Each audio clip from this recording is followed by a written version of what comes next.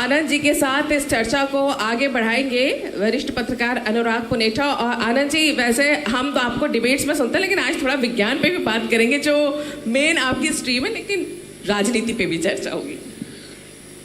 नहीं, एक्चुअली ये हुआ, हमारे बीच में मैच फिक्स हो गया है। हमने कहा कि टेस्ट मैच की बात हो और एक ऐसा बल्लेबाज हो जो T20 स्टाइल में खेलता हो, तो फिर ये मिक्स एंड मैच होगा।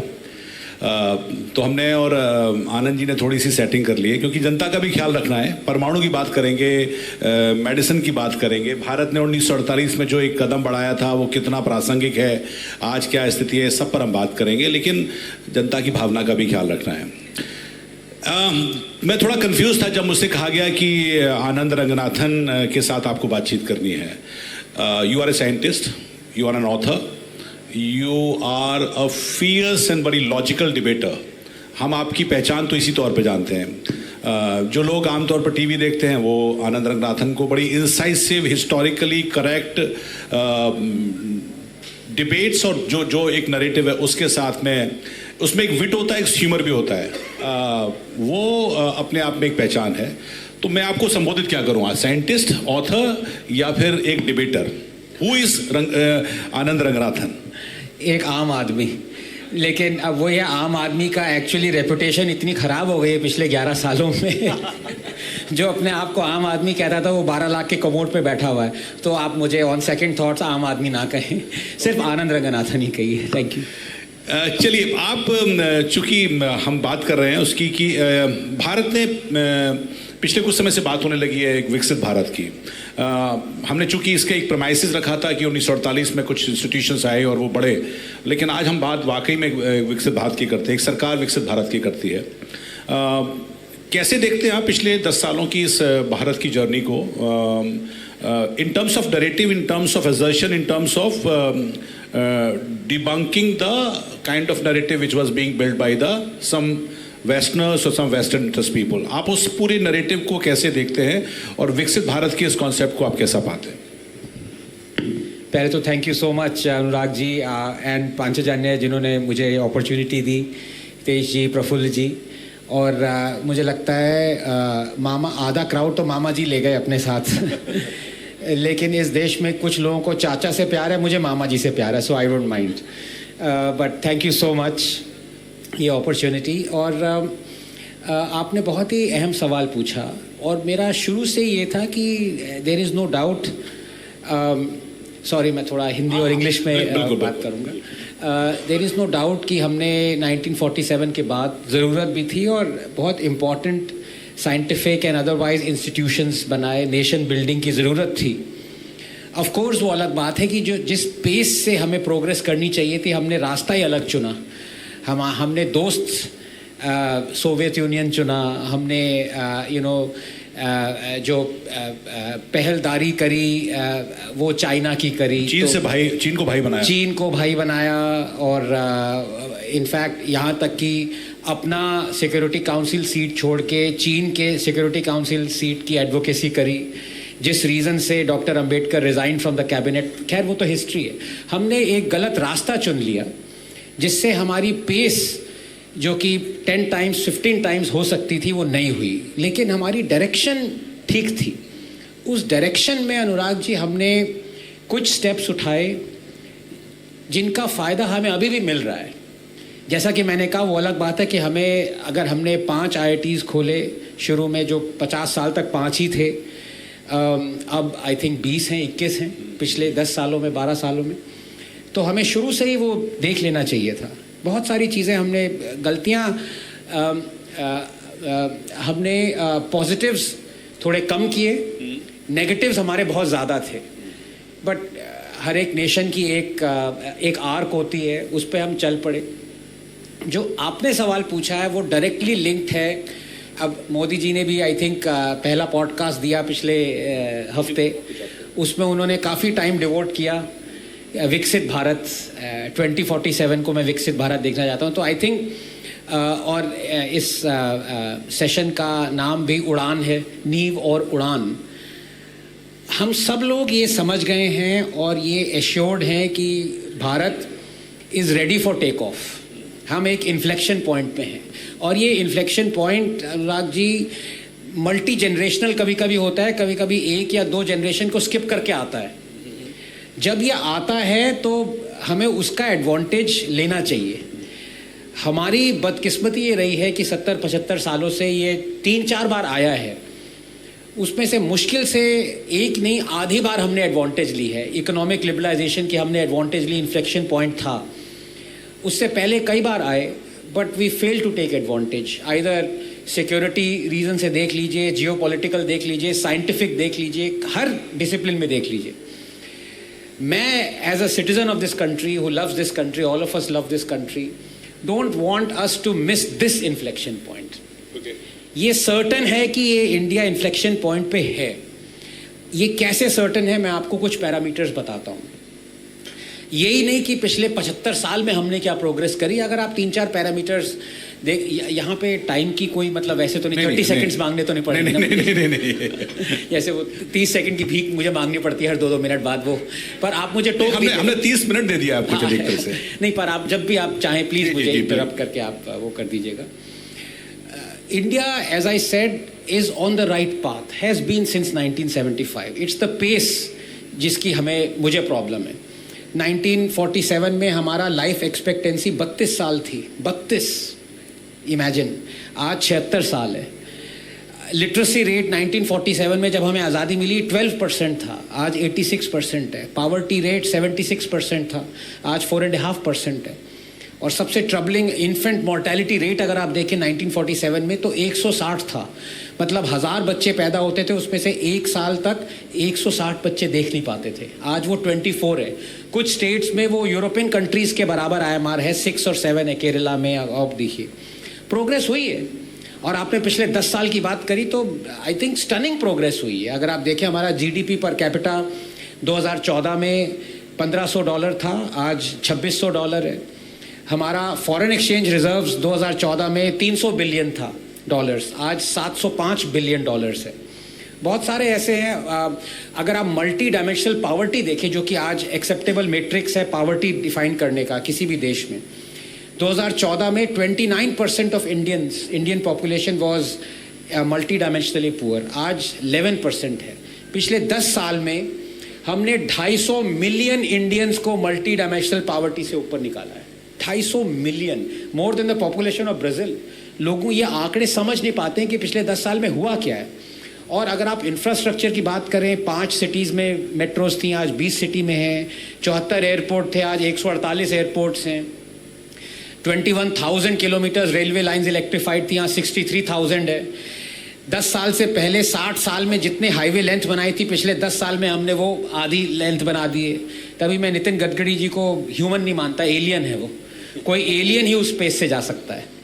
और एक और नज़रिए से एलियन है, जब उन्होंने अभी एक पॉडकास्ट में बताया उनकी बेरियाट्रिक सर्जरी होने वाली थी, तो उन्होंने कहा उससे सर्जरी से आधा घंटा पहले मैंने 5 प्लेट छोले भटूरे खा लिए। ये जो सर्जरी के लिए जा रहा है ये एलियन ही कर सकता है कोई। बहुत सारे ऐसे आंकड़े हैं। हमारे इलेक्ट्रॉनिक एक्सपोर्ट्स जो थे $7 बिलियन से 10 साल पहले, आज $23 बिलियन हैं। और सबसे ज़्यादा खुश कर देने वाली बात, अच्छा, दूसरे assets under management mutual funds में 9 लाख करोड़ थे, आज 63 लाख करोड़ हैं। आप सोलार पावर की इंस्टॉल्ड वो देखें, 3 गीगावाट्स थी 10 साल पहले, आज 100 गीगावाट्स है। और 10 साल पहले 350 स्टार्टअप्स थे, आज 1,18,000 स्टार्टअप्स हैं। So there has been tremendous progress. Inflection point पे हम हैं। और 10 साल छोड़िए, पिछले 1 साल की बात करिए तो और भी स्पेक्टेकुलर प्रोग्रेस है। Monthly GST collections highest ever, stock market highest ever 85,000, income tax रिटर्निंग्स highest ever, inflation lowest 5-year लो। पर आनंद जी, ये लगता नहीं this is the new normal. हम लोग आदत पड़ गई 10 साल से कि अब तो ये है ही है, होना ही होना है। पर मेरा सवाल बड़ा एक है, चूंकि मैं शिवराज जी को सुन रहा था और आपने चूंकि एक बात करी विकसित भारत की, मैं उसको जोड़कर एक सवाल करता हूँ। चूंकि दिल्ली चुनाव पे जाने वाली है और दिल्ली के चुनाव में एक मुद्दा बहुत होता है कि कुछ फ्रीबीज बढ़ते हैं और उसके बेसिस पर कुछ पिछले सालों के प्रेडिक्शंस आए हैं। सरकारों को वेलफेयर स्टेट होना चाहिए सरकारें वेलफेयर के नाम पर करती हैं, but there is a very fine line between welfarism and then freebies. क्या डिफरेंस है और कहाँ पर रुकना चाहिए, और इसके दुष्परिणाम या फिर अच्छे परिणाम को कैसे देखते हैं? क्योंकि फ्रीबी यहाँ भी बट रहा है और उसका परिणाम प्रभावित भी करता है। सरकारों को कितना करना चाहिए, इस पर आपकी क्या राय है? बहुत ही अहम सवाल पूछा, और इस पे आई थिंक हमें नेक्स्ट 10-15 मिनट डिवोट करने चाहिए, बिकॉज ये this is the most important thing. Okay, sorry, आप कुछ नहीं, मैं तो देख रहा था कि कितना देर हमको अलाउ होगा। चलिए, जितना टाइम अलाउड है, प्लस 30 सेकंड उसका एक्स्ट्रा ले लीजिएगा। हाँ, मामा जी सारे क्राउड को ले गए थे, अब धीरे धीरे क्राउड वापस आ रहा है। नहीं, देखिए, ये सबसे ज़्यादा अहम क्यों है, और ये मैं टाई अप कर रहा हूँ जो मैंने पिछले 5 मिनट में आपको आंकड़े गिनाए। उन आंकड़ों का कोई फ़ायदा नहीं है अगर ये देश इस रास्ते पे चलता रहा जो फ्रीबी डिस्ट्रीब्यूशन, कोई फ़ायदा नहीं है। क्योंकि आपको मैंने एक रियलिटी दिखाई, दूसरी रियलिटी ये भी है कि इस देश में अभी भी 300 मिलियन लोग 60 रुपये पर डे पे जी रहे हैं। इस देश में अभी भी 150 मिलियन इंडियन बच्चे आउट ऑफ स्कूल हैं। इस देश में अभी भी 34% 5 साल से नीचे वाले बच्चे क्रॉनिकली मैलन्यूरिश्ड और स्टंटेड हैं। इस देश में अभी भी 20% पुअर बच्चों को कभी वैक्सीनेशन नहीं हुई। इस देश में अभी भी हमारा जीडीपी पर कैपिटा का रैंक 136 है, श्रीलंका और अभी कुछ महीनों से पहले तक बांग्लादेश से नीचे। ये is are two things, you know, both are realities. पर जो आपने सवाल पूछा है वो इससे डायरेक्टली कनेक्टेड क्यों है, इस पे I think we need to spend some time.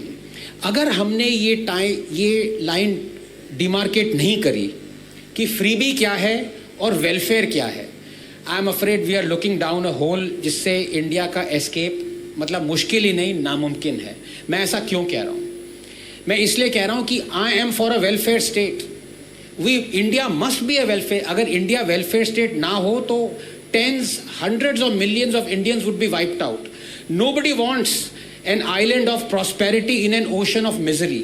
हम ये नहीं चाहते कि हमारा जीडीपी पर कैपिटा जो कि अभी $2,600 है वो $50,000 हो, लेकिन सिर्फ एक गेटेड कम्युनिटी का $50,000 हो। हम चाहते हैं पूरे देश का हो।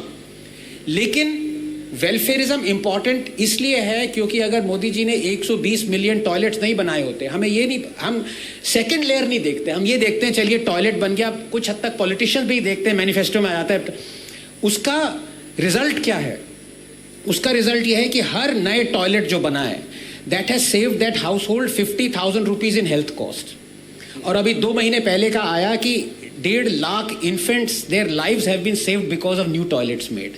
अगर 110 मिलियन टैप कनेक्शंस नहीं दिए होते, आपको पता है हर tap connection, diarrhoeal deaths under 5 have been slashed by half. ये लोग जानते ही नहीं है, लोग कहते हैं चलो भाई टैप कनेक्शन दे दिया। आपको पता है 100 मिलियन गैस कनेक्शन जो उज्ज्वला के दिए हैं, एवरी ईयर 1.5 लाख लोगों की जिंदगी बच रही है इससे। Their lives are being saved because it was not some disease that was the biggest cause for infant mortality. It was household pollution. वो फूक के जो चूल्हा बनता था उससे बच्चे मरते थे। ये लोग सेकंड लेयर पे जाते नहीं है। सो वेलफेयरिज्म इज एब्सोल्युटली इंपॉर्टेंट। आप मुद्रा लोन्स ले लीजिए, आप जनधन अकाउंट ले लीजिए, और इंडिया की अभी तक इंडिपेंडेंस के बाद ग्रेटेस्ट अचीवमेंट जो मैं मानता हूँ, वो लोग काउंट ही नहीं करते welfare. To vaccinate 1 billion Indians twice over within a year, our greatest achievement. Covid में वेलफेयरिज्म इंपॉर्टेंट है। अगर वेलफेयरिज्म ना हो तो ये देश चल नहीं सकता, बढ़ नहीं सकता। लेकिन welfarism is important only, is possible only in a capitalist state. Socialist state जो है वो सोशलिज्म को सस्टेन नहीं कर सकता। ये पता कब चले? अगर हम डिमार्केट करें कि फ्रीबी क्या है, वेलफेयरिज्म क्या है। ये कौन करेगा? ये हमें करना है, क्योंकि ये कोई पॉलिटिशियन नहीं करेगा। For every politician every freebieism is welfarism. वो क्यों करेगा? उसके लिए तो हर फ्रीबी वो कह रहा है ये तो मैं वेलफेयर कर रहा हूँ, लोगों का भला कर रहा हूँ। लेकिन हमें डिसाइड करना है, और ये इतना आसान नहीं है Anurag ji. It's a very abstract thing. कुछ लोगों के लिए कहेंगे अरे भाई ये तुम इसको फ्रीबी मान रहे हो, मैं तो इसको वेलफेयरिज्म मान रहा हूँ। वो पलट के कह सकते हैं कि आप फ्री इलेक्ट्रिसिटी को फ्रीबी मान रहे हैं, कल को मिडिल क्लास जो डिमांड करती है इनकम टैक्स स्लैब में थोड़ा रिलीफ दे, थोड़ा आपकी पॉकेट में पैसा आए, मैं उसको फ्रीबी मान रहा हूँ। आप क्यों नहीं मान रहे उसको? It's not very easy to define. So there is a long debate. It is a long debate, लेकिन उसको मैं संक्षिप्त में डिबेट में करना चाहता हूँ.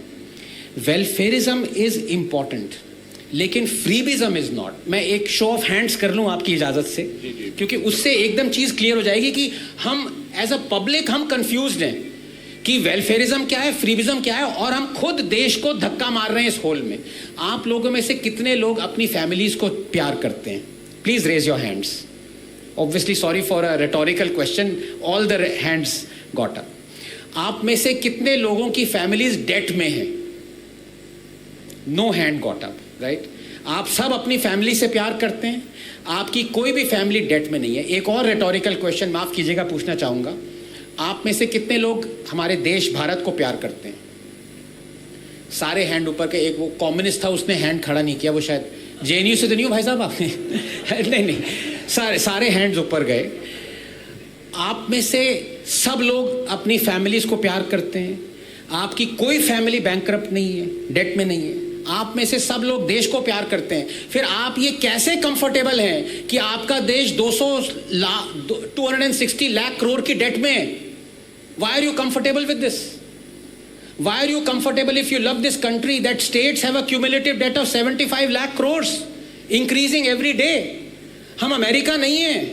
Somebody has to pay for this. There is nothing called free lunch. America का भी $40 trillion डेट में है, कोई फर्क ही नहीं पड़ रहा उनको, वो तो छापते जाएंगे पैसा. हमारे पास वो लग्जरी नहीं है. Sooner or later somebody has to pay for this, Anurag ji. और जब तालियां बजी थी, मैंने कहा था 350 स्टार्टअप्स थे 10 साल पहले, आज 1,20,000 हैं. वही स्टार्टअप्स ही पे करेंगे कॉर्पोरेट टैक्स, या टैक्स बढ़ेगा? हम लोगों को पे करना है. तो हमें डिफाइन करनी है लाइन. और ये लाइन कैसे डिफाइन हो, मैंने अपने खुद डिफाइन करी है. जो वेलफेयर एंटी नेशनल है वो फ्रीबी है. मतलब जो कि प्लेकेट करे एक वोट बैंक को, एक पॉलिटिकल पार्टी को सिर्फ पॉलिटिकल पार्टी का फायदा करे, एक अपीजमेंट के लिए यूज हो, वो फ्रीबी है. और जो पैसा टैक्स पेयर का आप लोगों के भले के लिए यूज कर रहे हो, वो वेलफेयर है. मैं आपको कुछ एग्जांपल दे सकता हूं गोइंग फॉरवर्ड. दे दूं मैं अभी आपको? एक सबसे पहले एग्जांपल जो आता है, वो हर एक पार्टी, पॉलिटिकल पार्टी जो प्रॉमिस करती है, अगर आप हमें वोट करेंगे हम गवर्नमेंट में आएंगे. दिल्ली की भी आई, केजरीवाल आए. ये सीनियर सिटीजन्स को फ्री पिलग्रिमेज. अरे भाई क्यों भाई, क्यों तीर्थ यात्रा करवा रहे हो हमारे पैसे से? केजरीवाल जी हैं, अब उनके लिए तो एक सीट खाली रहती है आजकल. हमारे चीफ मिनिस्टर थे, अब नहीं है.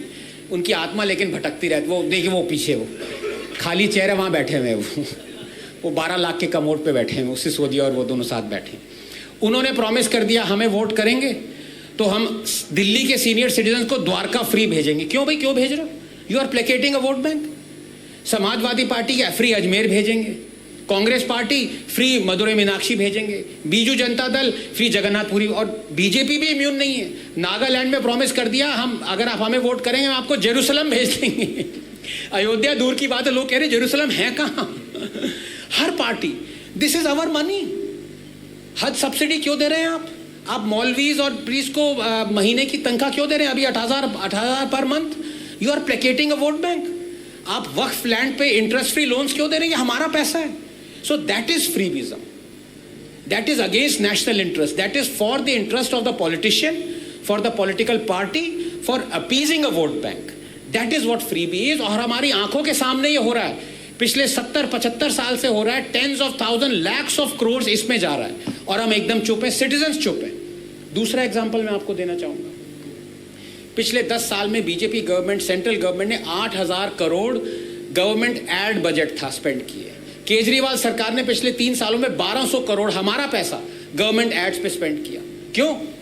अभी दिल्ली हाई कोर्ट ने केजरीवाल सरकार को डटकारा कि आपके पास आपके रन दिल्ली हॉस्पिटल में 6 कैट स्कैन मशीन्स नहीं है, एक पेशेंट की डेथ हो गई, और आप 1,200 करोड़ आप गवर्नमेंट एड्स में दे रहे हो. हर रोज हम सिटीजन्स अखबार खोलते हैं, बड़े बड़े एड्स दिख रहे होते हैं, मग्स दिख रहे होते हैं पॉलिटिशियंस की. हैप्पी बर्थडे कोई कह रहा है किसी को, किसी के नेहरू चिल्ड्रन जयंती हो रही है, किसी की मोहनदास करमचंद गांधी जयंती हो रही है. क्यों? हमारा पैसा है, आप खर्च कर रहे हैं. और लोग ये नहीं जानते, इग्नोर कर रहे हैं. दिस इज नॉट सिर्फ सेल्फ ग्रेटिफिकेशन के लिए या आई scratch my back you scratch your sycophancy के लिए. This is a way of bribing the fourth estate, the media. आप कहते हैं कि आप हमारे लिए पॉजिटिव न्यूज छापो, वरना हम ये एड बजट बंद कर देंगे. ये जितने मीडिया वाले हैं सारे मुहिम चलाते हैं मॉरल और एथिक्स के लिए, लेकिन कभी कोई मुहिम आपने देखी कि गवर्नमेंट एड बजट को हटाने के लिए? नहीं, सारा पैसा इससे आता है। This is freebie. तो इसमें तो फिर सभी हैं, आपने सभी कहा कि मतलब आम आदमी पार्टी से लेकर कांग्रेस से लेकर भारतीय जनता पार्टी सभी इसमें आते हैं। हो सकता है कि उनकी किसी सोच बन गई, क्योंकि वो सही आपने कहा कि मैं जिसको फ्रीबी मान रहा हूं उनके लिए शायद वो वेलफेयर है, उनके लिए इधर में तो इसको किस तरह से, मतलब हर आदमी संभवतः छोटा गेन देखता है, हम शॉर्ट साइटेड भी होते हैं, तो क्या इसका मूव फॉरवर्ड है? मतलब is it way kind of to legalise, to debate और to form some sort of law? ये देखिए, सबसे पहले तो कंफ्यूजन हटना चाहिए। आपने बहुत ही इंपॉर्टेंट पॉइंट रखा है कि ये शॉर्ट टर्म गेम देखते हैं। मैं आपको एक और एग्जांपल देता हूं इसका। 2005 में reputed economist doctor Manmohan Singh, जो कि थे late doctor Manmohan Singh, doctor Montek से अहलूवालिया, उन्होंने कहा 2005 में कि देखिए ये देश जिस तरह की हम पेंशन डिस्ट्रीब्यूट कर रहे हैं ये नहीं चल सकता, we will go bankrupt. So they devised a new pension system और एनपीएस, जिसमें थोड़ा 10% जो कंट्रीब्यूशन गवर्नमेंट का है, 14% एम्प्लॉय का है जो रिटायर्ड हो गया, as opposed to the what is now the old pension scheme, जहां पे 50% of the last drawn salary था और टैक्स फ्री था। ये स्कीम उन्होंने लागू करी।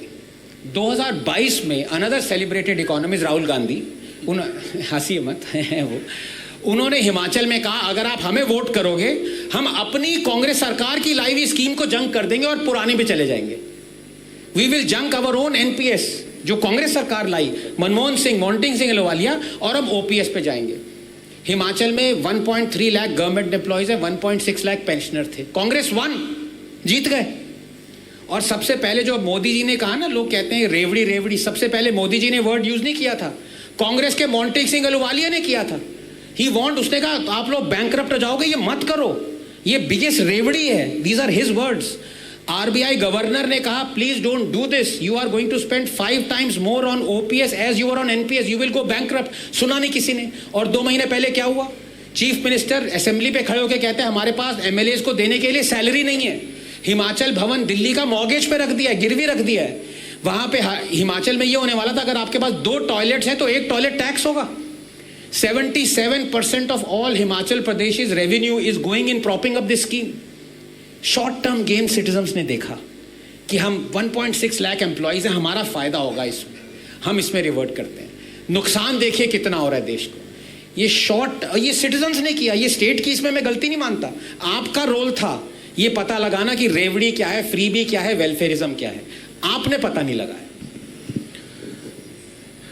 मुझे लगता है इस पे तो अभी और भी बहस हो सकती है, लेकिन चूंकि हम अब विकसित भारत के कॉन्सेप्ट पर दोबारा लौटते हैं।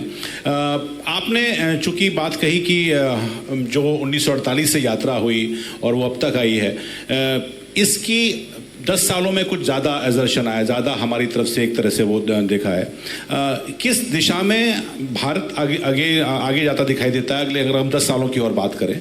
दूसरी बात ये है कि ये भी आता है कि जिस बात को लेकर कि अभी दुनिया जिस तरह से नैरेटिव की लड़ाई में डिवाइडेड है, भारत की सॉफ्ट पावर, भारत की कल्चर, भारत की बात को रखने की जिम्मेदारी कितनी अहम है, और आज के ज़माने में ये बात आप जैसे लोग जो कि अपनी बात को रखते हैं थोड़ा शिद्दत से, वो कितना इम्पोर्टेंट और होती जाएगी? मतलब मेटा के युग में अपनी बात को ओरिजिनली तौर पर रखना, एआई के युग में अपनी बात को ओरिजिनली रखना, क्योंकि वो खतरे भी हमारे सामने आएंगे। बिल्कुल, अभी देखिए हमारे मिनिस्टर ने ही वो मार्क जुकरबर्ग को फैक्ट चेक किया, गलत बोल रहे थे। तो no, of course that is true. और आपने जो बेबाक की बात करी, मैं पहले कह चुका हूँ, मैं हर जगह एक बार बुलाया जाता हूँ कह देता हूँ बात अपनी। अभी एक सिचुएशन थी जहाँ पे डिस्कशन था पॉलिटिक्स एंड बियॉन्ड, मुझे बुलाया गया। मैंने कहा देखिए हम दिन रात पॉलिटिशियंस को गाली देते रहते हैं, बहुत हो गया, अब जजेस को गाली देने की बारी है। जुडिशरी में देखिए हालत कैसी है, पूरा नेपोटिज्म चल रहा है, साइकोपैथी चल रही है, खुद अपने आप को इलेक्ट करते हैं, 5 करोड़ केसेस पेंडिंग हैं। जिस स्पीड से हम चल रहे हैं 323 साल लगेंगे वो केसेस पूरे होने में। 34% ऑफ जजेस position are lying vacant, 22% of all judicial position are lying vacant. There are cases that are 35 years old, rape and POCSO cases, 1.5 lakh cases अभी तक सॉल्व नहीं हुए हैं। ऊपर से लेकर नीचे तक पूरा करप्शन है। सुप्रीम कोर्ट जजेस ने कहा पॉलिटिशियंस को मारो गोली, पहले इनको सुधारो। फिर बाद में मैं डायस पे वापस गया, मेरे साथ इलाहाबाद हाई कोर्ट की चीफ जस्टिस बैठे हुए थे तो अपनी मैं भूल गया कि मैं खुद कार लाया था, उबर लेके भागा वहाँ से। तो ये बेबाक कहने का मतलब, अब पॉइंट मैं क्या कहना चाह रहा हूँ, एक बहुत अच्छी जो पहले शेखावत जी ने बात कही कि उसमें आधा सच ये भी है कि देखिए कुंभ मेले में 400 million Indians are going to visit. तो हम जो टूरिज्म की बात करते रहते हैं, डोमेस्टिक हमारा इतना ज़्यादा कंजम्पशन है, for a long term we don't possibly need to bother too much about it, वो डिबेट अलग है। लेकिन अभी आपने कहा ना विकसित भारत की बात की, जो टफेस्ट डिसीजन है वो हमें वर्ल्ड को देखते हुए नहीं लेने, वो हमें अपने अंदर झांक के लेने। और ये इस देश की ट्रेजेडी है कि पिछले 10 साल में मोदी जी ने जो टफेस्ट डिसीजन लिए, इंडिया के हित में ग्रेटेस्ट रिफॉर्म्स थे, वो इतना उस पर प्रोटेस्ट हुआ कि खुद उन्हें वापस लेना पड़ा। मैं फार्म लॉस की बात कर रहा हूँ, ठीक है। The 3 greatest decisions reforms that could ever, क्योंकि आप ये देखिए हमारा लेबर फोर्स जो है वो 600 मिलियन इंडियंस हैं, 44% ऑफ दैट 250-300 मिलियन लोग are involved in agriculture, a sector that contributes only 14 to 14.5% over GDP. ऊपर से लेकर नीचे तक it was crying out for reforms. एक एक आंकड़ा अगर आप देखें, वो रिफॉर्म्स ये 3 लाते, और ये तीनों ऑपोजिशन के मैनिफेस्टो में थे वर्बटिम, तीनों रिफॉर्म्स। हालांकि एक रिफॉर्म था कॉन्ट्रैक्ट फार्मिंग, वो तो कांग्रेस ने अपने स्टेट में लागू कर दिया था, contract farming act.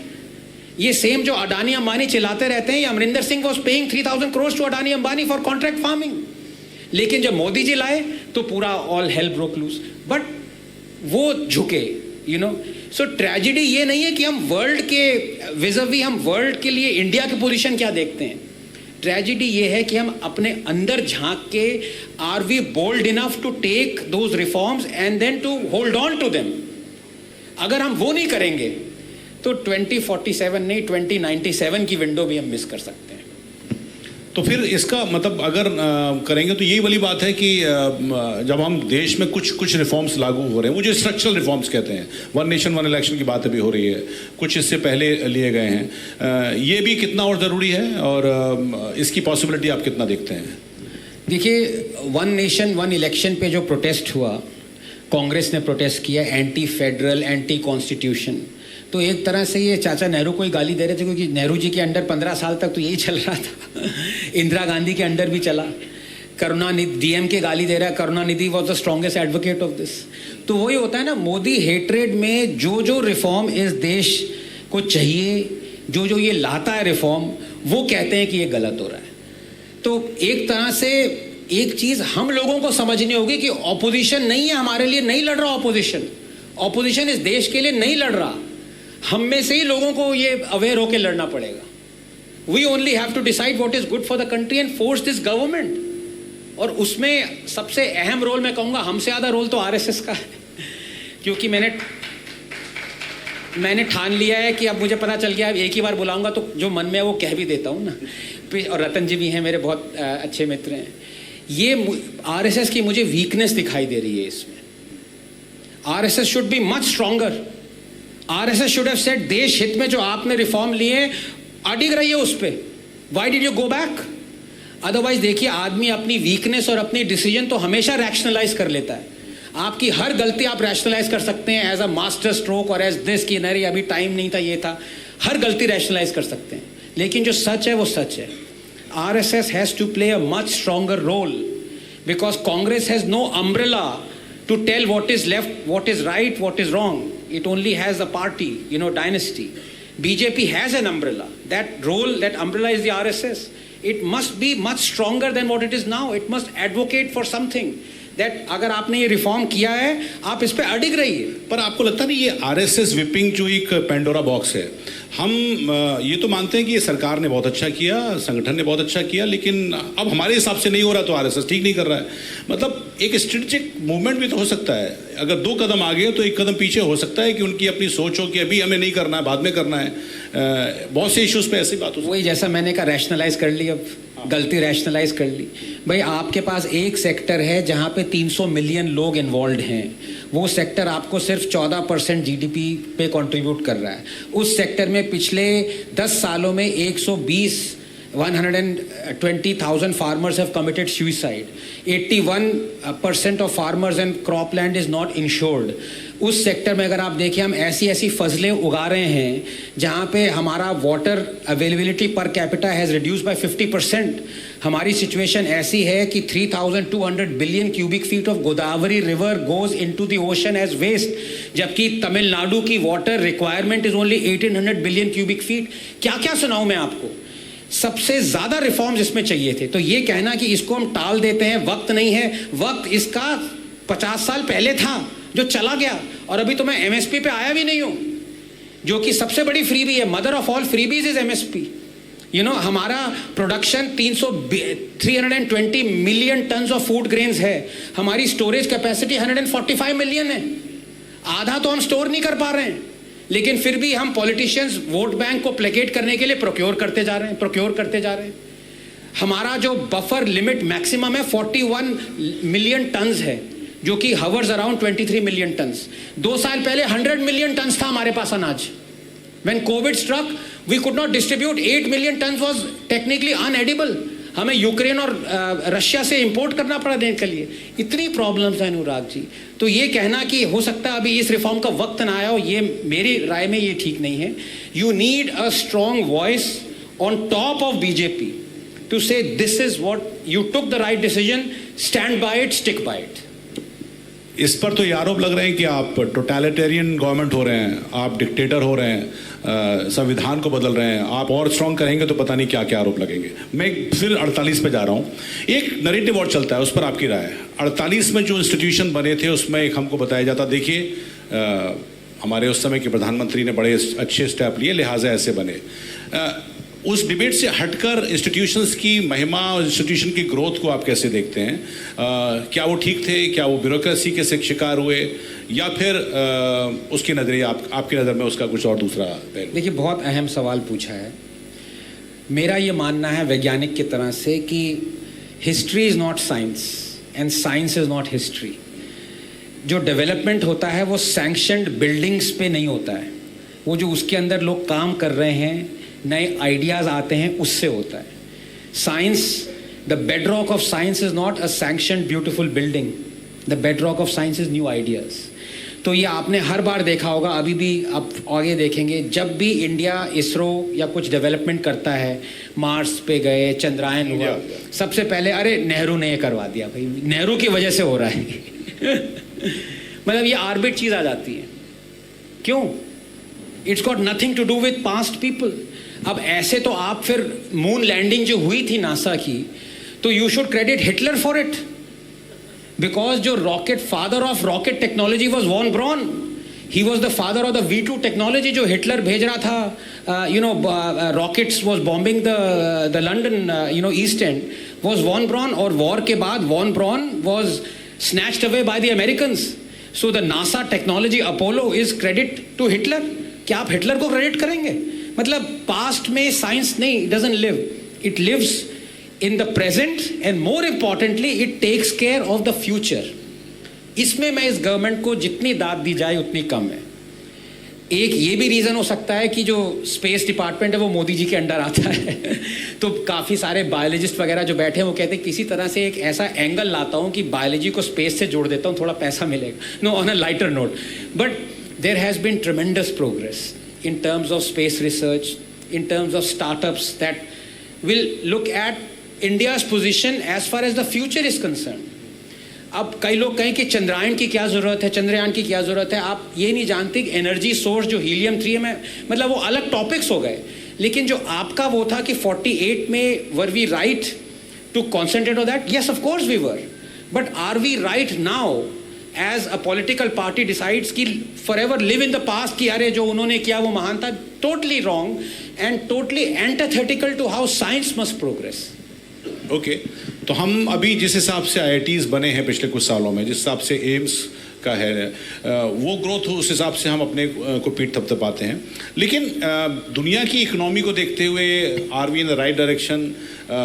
Changing global scenario जो हो रहा है उसके हिसाब से अगले 4 साल कैसे हैं? 20 जनवरी नज़दीक आ रही है, अमेरिका में ट्रंप भी आने वाले हैं, बहुत कुछ बदलेगा। ड्राइंग रूम के डिस्कशन अलग हैं, डिबेट के डिस्कशन अलग हैं, थोड़ा डर भी है, थोड़ी उम्मीदें भी हैं। भारत की जियोपॉलिटिकल जर्नी को आप आखिर में, मेरा ये सवाल यही है कि कैसे देखते हैं? नहीं, ये अगेन बहुत अहम सवाल है, लेकिन जैसे मैंने कहा कि जो टफेस्ट डिसीजंस हैं वो जो हमें लेनी है वो वर्ल्ड पे निर्भर नहीं है, वो direct bearing is the toughest decisions we need to take domestically. और उसमें आप ये बात जरा ध्यान से सुनिए, समझिए कि मोदी जी एक तरह से ना उन पे आशीर्वाद है, उन पे हाथ है, एक ऑपोजिशन का हाथ है। उन्होंने जितनी डिसीजंस फॉर नेशनल इंटरेस्ट ली वो सब में ऑपोजिशन ने उन पे प्रोटेस्ट किया, लेकिन जितनी decisions Modi ji against national interest लेते हैं ऑपोजिशन सपोर्ट्स। अब repealing of farm laws was one of the most anti national decisions according to me. It took back this country 10-15 years, you know. Opposition supported, opposition wanted it. Privatization, disinvestment, government having no role in running businesses is something that Modi ji promised. But who protests against it? It is the opposition. आप ऐसे land reforms, बहुत सारे decisions जो कि for national interest है वो opposition कहता है कि वो मत लो, तो मोदी जी कहते हैं ठीक है नहीं लो, नहीं मेरा क्या जा रहा है, मेरे को तो चाहिए कि प्रोटेस्ट ना हो। ये ट्रेजेडी है इस देश की। तभी मैंने कहा please do not bank on the opposition. Opposition is letting this country down and it is making this government more complacent because the government is very happy. But don't you think we have the propensity to look everything through the prism of politics? हम हर चीज को राजनीति के चश्मे से देखते हैं, और शायद ये समय भी हो गया है। हो सकता है उसका प्रभाव नेताओं पर भी पड़ता हो, सरकार पर भी पड़ता हो, मोदी जी पे भी पड़ता हो। आखिरकार इलेक्शन भी तो जीतने हैं। बिल्कुल, इसका मैं आपको एक एग्जाम्पल देता हूँ। अब आप देखिए कि ये जो MSP था, जब राहुल गांधी ने कहा, बाय द वे ये रघुराम राजन जब RBI गवर्नर थे उन्होंने कहा था कि सबसे biggest reason for inflation is MSP, लेकिन जब ये राहुल गांधी के एडवाइजर बने तो एकदम चुप हो गए जब राहुल गांधी ने कहा कि हर क्रॉप पे आप MSP गारंटी करिए। बीजेपी ने राइटली कहा पागल हो गए हो, this is going to make this country bankrupt. Every year we have only 45 to 50 lakh crores to dispend, जो अभी निर्मला सीतारामन जी करने वाली हैं। 16 to 20 lakh crores will go into MSP, we'll go bankrupt. लेकिन फिर हरियाणा इलेक्शन आए, BJP promised every crop in Haryana MSP, and what happened? BJP won. तो politics हम आपने बिल्कुल जो कहा ना कि हमारी हर प्रिज्म एक पॉलिटिकल प्रिज्म बन गई है। एक और छोटा example, BJP rightly mocked Rahul Gandhi खटाखट स्कीम, हर किसी को, हर महिला को 1 लाख रुपए दे रहे हैं, ये कर रहे हैं। लेकिन फिर महाराष्ट्र इलेक्शंस आए, बीजेपी ने कहा कि हर eligible woman from age 21 to 60 will be given. अच्छा, प्रॉमिस नहीं किया क्योंकि वो सरकार थी, इंप्लीमेंट कर दिया 1500 rupees per month. It was costing the Maharashtra exchequer 50,000 rupees. Incumbent chief minister है मैं इसको डबल कर दूंगा। Maharashtra is under a debt of 8 lakh crores। हम ये जानते नहीं है क्योंकि हमें लगता है कि नहीं भाई बीजेपी फ्री भी डोल नहीं कर रहा। आप पंजाब में देखिए पिछले 1.5 साल में 1.5 लाख करोड़ एक्स्ट्रा डेट हो गई है। ये हर चीज पॉलिटिकल प्रिज्म से देखेंगे तो we can not bank on politicians. या अनुराग जी, ये हमें डिसाइड करना है, लेकिन वही असमंजस आ गया ना, हम डिसाइड अपने जो आपने कहा शॉर्ट टर्म इंटरेस्ट पे करते हैं कि इसमें हमारा फायदा है, लेके निकल ले साइड से। मुझे लगता है कि अच्छा, अभी मैंने तो देखा था कि कहीं समय तो हम नहीं कुछ मुझे लगता है कि आपसे शायद कुछ लोग भी सवाल करना चाहेंगे। ये मैं just to open the debate अगर हम ले सकते हैं। हाँ, okay, yes, can we have a mike वहाँ? 100%, यस।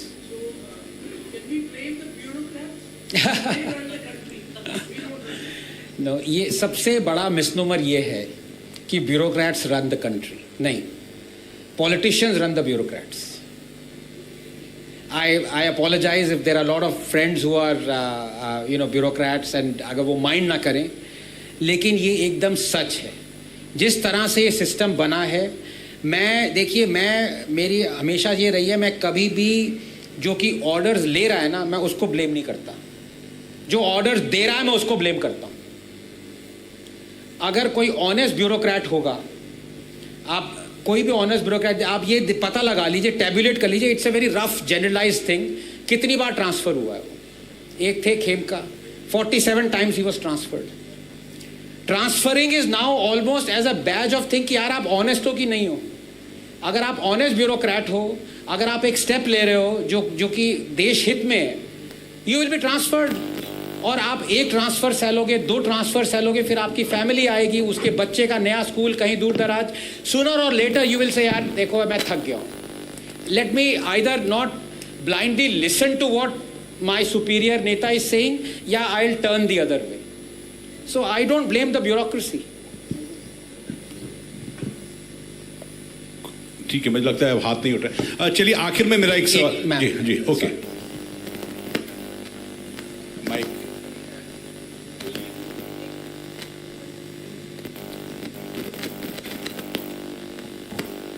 जिस तरीके से आप बात कर रहे हैं फ्रीबीज और वेलफेयर स्कीम की, तो लॉस एंजलिस में आग लगी हुई है और मैसेजेस ट्विटर पे आ रहे हैं, मतलब कि गॉड का वो पड़ा हुआ है, कहर पड़ा हुआ है। तो वहाँ पे भी एलन मस्क ये कर रहे हैं कि ये जो अवैध या कोई ऐसे नागरिक हैं उनको हम पैसा दे रहे हैं, लेकिन क्या ऐसा है कि जो आप पैसे बनाने की बात करते हैं स्टेट को और कंट्री को, तो क्या इस तरीके की स्थितियों के लिए हमारा कंट्री भी तैयार है या उस तरीके के बारे में कोई सोच रखी जाती है? क्योंकि लॉस एंजलिस ऐसी जगह जहाँ पे हम कह रहे हैं कि वामपंथी साथियों का वहाँ पे दोष है और वो कह रहे हैं ये की दोष है, तो हाउ इज़ इट पॉसिबल कि इस बातों पे कंट्री को सोचना है? जी बहुत अच्छा सवाल पूछा आपने, लेकिन उसका आंसर हमारी आंखों के सामने है। हमारी जो सहने की क्षमता है ना, उस पे ही मतलब we are the world's best. क्योंकि आपने कहा कि लॉस एंजलिस का आपने एग्जांपल दिया, लॉस एंजलिस में जो ये वाइल्ड फायर्स हैं they are actually pretty common. Habitation ऐसी हो गई, अगर आप 50-60s में देखें तो इनफैक्ट नेटिव अमेरिकन ने इस वाइल्ड फायर का नाम भी दिया हुआ है, you know, I forget the name, Santa Fe और something like that. So this is very common in large parts of America, in Europe, Greece में हुई थी, हर जगह कॉमन है। वो हैबिटेशन हो जाती है, people ignore the natural phenomena, then they start habitating, तो उसके इफ़ेक्ट्स हैं। लेकिन आपने कहा कि इंडिया में इसका क्या, आपको पता है कि 70 million hectares of agricultural land, 70 million hectares, ध्यान से सुनिए, almost 40% of all available Indian agricultural land, 40% has been damaged in the last 6 years because of rains और ड्राउट। हमें पता था ये, मतलब इतना भयंकर भयावह सिचुएशन डेटा है ये। 40% of all your land has been damaged and we are unconcerned, you know, in the sense कि this is not news. The reason for that is कि अगर आप ये देखें कि 35 साल से रिवर लिंकिंग के ऊपर कितनी कमिटीज बैठी, सुप्रीम कोर्ट का मैंडेट है ये, इंदिरा गांधी से शुरू हुआ, अटल बिहारी वाजपेयी, हर गवर्नमेंट ने 30 committees have sat through, geologist, scientist, हर कोई, ठीक है। लेकिन सिर्फ 2 हफ्ते पहले Modi ji inaugurated the laid the foundation stone for Ken Betwa. We are not looking, forget about 30 years ahead. हम 5 साल नहीं सोच रहे हैं। मैंने आपको एग्जांपल दिया, 3000 बिलियन क्यूबिक फीट हम वेस्ट कर रहे हैं एवरी ईयर। तमिलनाडु की रिक्वायरमेंट 1800 बिलियन क्यूबिक फीट है। ऐसे कितने एग्जांपल्स दूं? तो ये जो कैलामिटी हमें लॉस एंजलिस की बड़ी लगती है, ऐसी 100 कैलामिटीज हम अपनी पॉकेट में लेके घूम रहे हैं, हमें पता भी नहीं है। शायद मीडिया जो ज़्यादा हाईलाइट हो जाता है वो ज़्यादा चला जाता है। हाँ, एक सवाल और है please.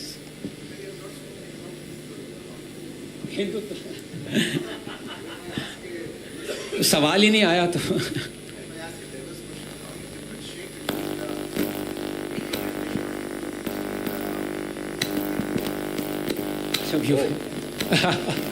So could you repeat the question? How उन्होंने कहा है कि आप हिंदुत्व को कैसे डिफाइन करेंगे, मोदी जी का हिंदुत्व और शायद योगी जी का हिंदुत्व। हाँ।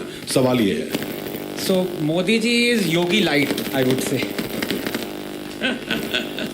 अभी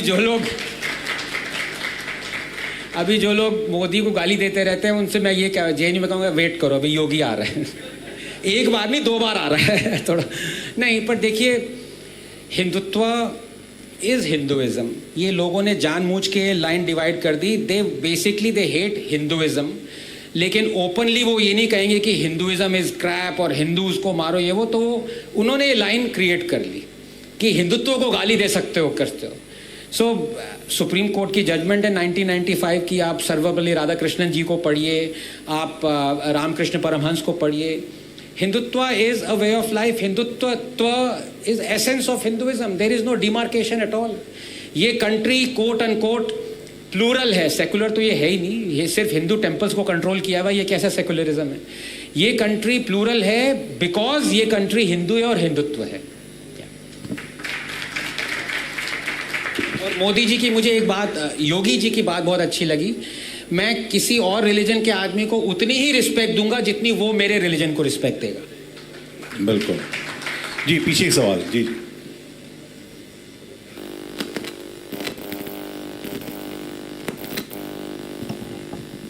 Hello.